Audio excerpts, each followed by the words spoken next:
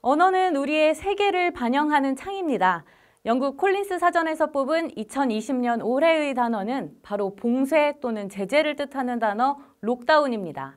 콜린스 사전의 록다운은 여행, 사회적 상호작용, 공공장소 접근에 대한 엄격한 제한을 부과라고 정의되어 있는데요.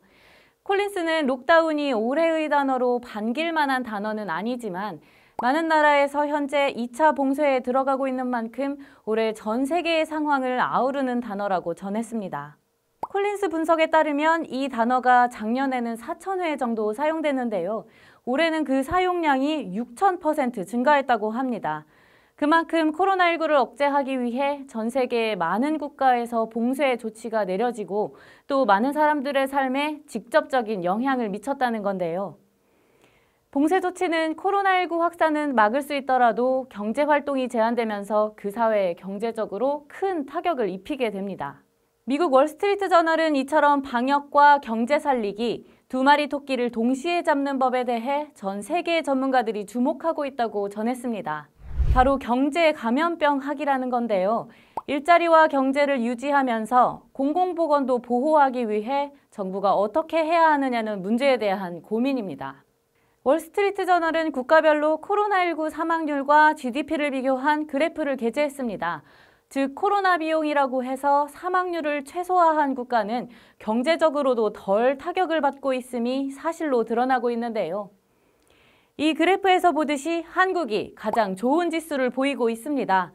기사에서도 방역과 경제 살리기는 일부 정치인들의 주장처럼 상충하는 것이 아니라 실제로는 경제학자와 보건학자들의 주장대로 서로 밀접하게 연결되어 있는 것이라고 하는데요.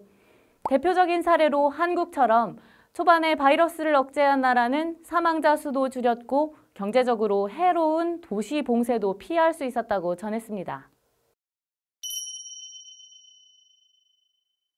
조 바이든 민주당 후보가 미국의 제46대 대통령으로 당선됐습니다. 미국 대통령이 바뀌면서 한국의 외교 안보 지형도 달라질 것으로 보이는데요.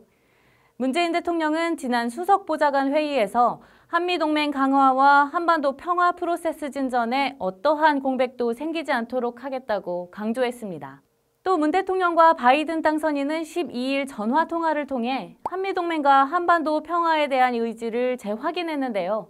외신도 바이든 후보의 당선이 한미동맹에 긍정적인 영향을 줄 것이라는 전망입니다.